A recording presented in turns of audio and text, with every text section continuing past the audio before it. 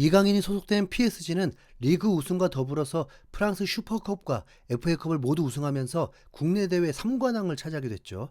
흔히 도메스틱 트래블이라고 불리는 업적으로 이강인도 3개 우승컵을 또 들었습니다.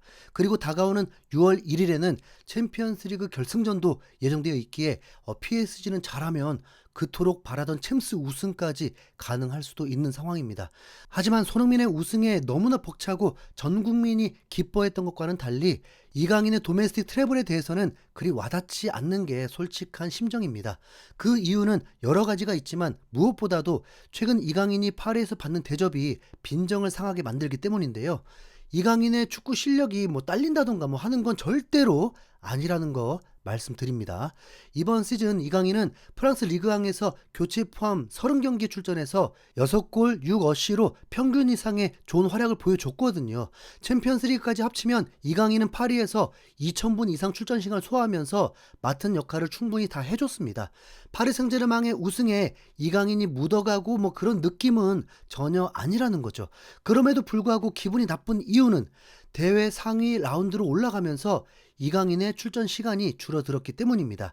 엔리케 감독이 진짜 지독하게 네베스와 비티냐 조합만 고집하면서 이강인은 매번 벤치에만 앉아있다가 박수만 치고 돌아가야 했거든요. 공격수 쪽에서는 흐비차를 겨울 이적 시장 때 영입하고 올 시즌 영입된 두에도 점점 팀을 적응하다 보니까 이강인 활용도가 예상치 못하게 극도로 떨어져 버렸습니다.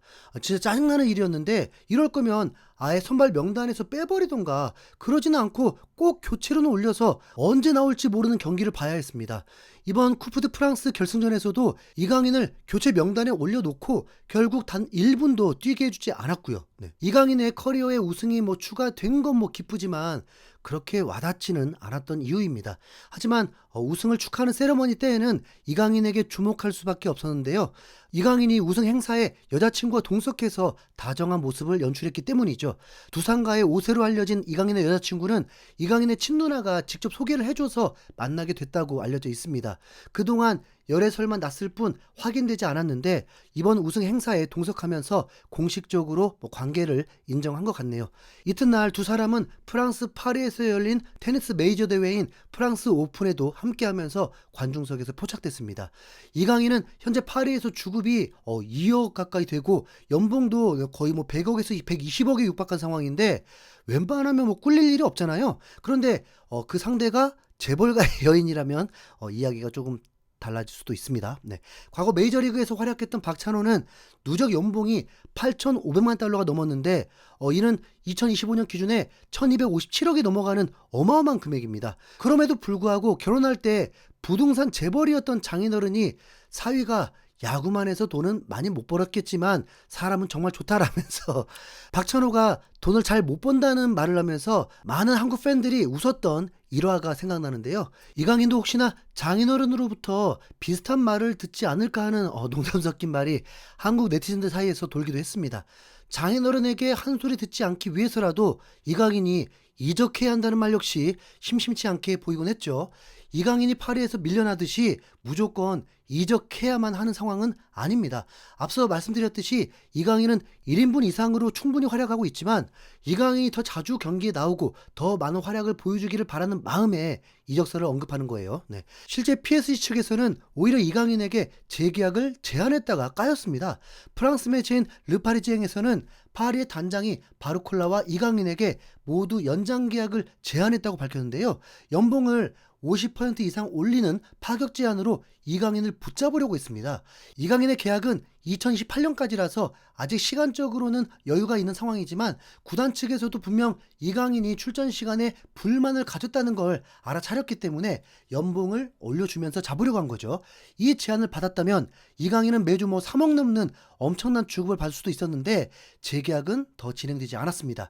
이강인을 찾는 팀이 유럽의 빅리그마다 최소 한 개씩은 존재하는 상황에서 출전 시간이 적은 걸 감수할 이유는 없잖아요. 만약에 이번 챔스 결승전에서 엔리케 감독이 이강인을 선발로 쓰면서 우승한다면 이야기가 달라질 수는 있지만 그럴 확률은 솔직히 높지 않습니다. 그렇기에 이강인도 재계약을 하지 않고 이적 시장의 분위기를 보려는 것 같은데요.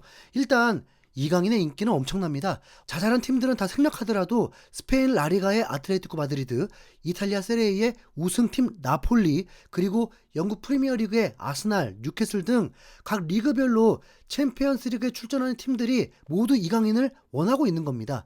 스페인 기자들 중에서 아틀레티코 소식에 가장 정통하다는 평가를 받는 루벤 우리아는 이강인과 쿠보를 주목하라. 두 선수 모두 아틀레티코 마드리드의 영입 대상으로 올라와 있다. 상업적인 이유도 포함된다라면서 이강인이 스페인 3강 팀 중에 하나인 아틀레티코 마드리드의 영입 목표라고 말했고, 이탈리아 현지 매체인 아레나 나폴리는 나폴리의 스포츠 디렉터인 조반니 만나가 PSG의 이강인과 접촉을 시도했다. 이강인은 PSG와 계약을 갱신하지 않으며 좋은 시장 기회를 맞이했다라면서 이강인 영입을 위해서 나폴리 임원진이 나서서 직접 접촉을 시도했다고 밝혔죠. 프랑스 매체인 레이크포에서는 아스날이 이강인에게 관심을 가지고 있다는 사실을 확인했다는 기사를 쓰기도 했습니다.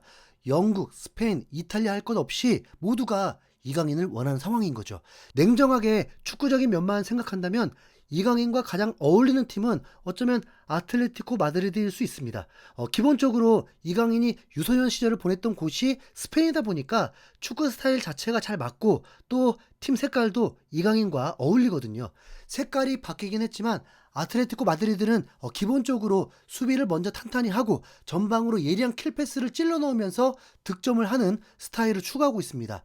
이강인은 여기에 최적화된 인재죠. 네. 하지만 아무래도 바르셀로나와 레알이라는 슈퍼팀들에게 밀리는 감이 좀 있어서 리그 우승은 조금 더 힘들 겁니다. 그런 의미에서 이번에 세리에에서 우승한 나폴리도 분명 괜찮은 선택지입니다. 일단 김민재로 인해서 이미 많은 한국 팬분들이 익숙하게 생각하는 팀이기도 하고요. 최근에는 맨시티를 떠난 데브라이너가 나폴리로 갈 수도 있다는 소식이 나오면서 이강인이 데브라이너에게 축구를 더 배우면 완전체가 되지 않을까 하는 얘기도 나오고 있죠. 하지만 나폴리를 우승시킨 콘테 감독이 요상하게도 우승을 시키자마자 팀을 떠나서 감독이 바뀐다고 하는 게 걱정입니다. 그 이유가 알려지지 않았기 때문에 섣불리 판단하기가 좀 힘들거든요. 아무래도 가장 인기가 많은 리그인 프리미어리그로 오는 게 많은 팬분들이 원하는 행선지가 아닐까 싶은데요. 그 중에서도 뭐 아스날이냐 뉴캐슬이냐 아니면 크리스탈 팰리스냐 하는 문제들이 또 골치가 아파집니다. 원래는 아스날 이적에 부정적이었는데 아스날이 레알 마드리드를 완벽하게 꺾고 챔스 4강까지 가는 걸 보니까 또 혹하더라고요.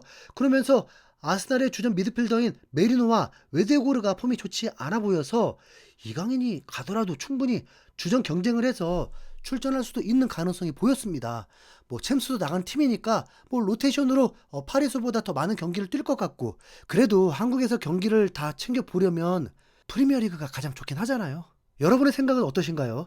이강인이 어떤 팀으로 가야 할까요? 많은 댓글과 좋아요 부탁드리면서 이상 흰수염고래였습니다. 감사합니다.